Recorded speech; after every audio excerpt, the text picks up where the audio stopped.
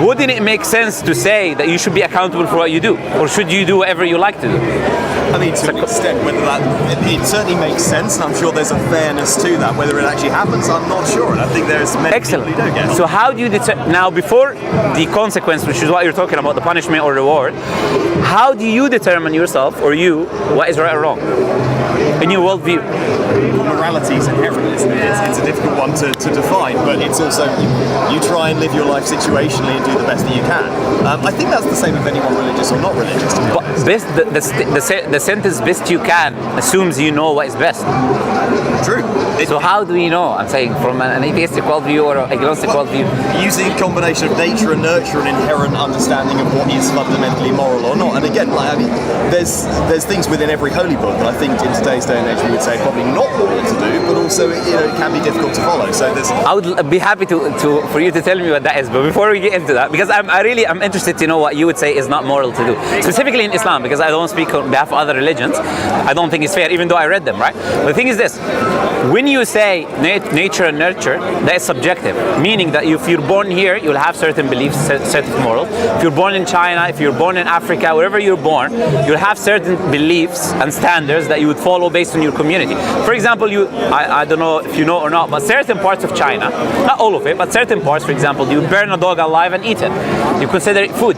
You would deem that to be immoral, I'm assuming, right? Because you're born in this culture and society, right? So depending on the culture and society, certain people will do different things to what you believe. Certain parts of Africa, women walk topless. I would deem that to be immoral, but they would do that, right? That's normal in the community and society, right? So, if it was about nature and nurture, then do you agree from your worldview that morality is subjective then?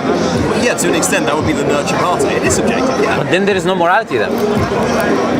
If you say morality is subjective, you just admit there's no morality. Because the reason being is you can say X is right, I can say X is wrong, but X external of you and me does not have moral value. There's no objective morality. Morality doesn't exist. So if I determine one day I wake up and I'm crazy, I want to eat my baby in breakfast, I put it in the oven and bake it, I want to eat it, subjectively, and I say that's morally good, that would be morally good. Why would killing, raping, or stealing or anything be morally bad under an atheistic or agnostic worldview? Under an atheist or agnostic worldview, first off we follow the law in general, and that's the law that has been founded without or with. So if law says you can kill, rape, and steal, you can kill, it's morally right? Of course not. That's a starting point. There is again something of an inherent morality, and you can go to any one of those societies. Do you know the law? Yeah, I'm sorry to interrupt you, but do you know in the law in the UK is based on Christian?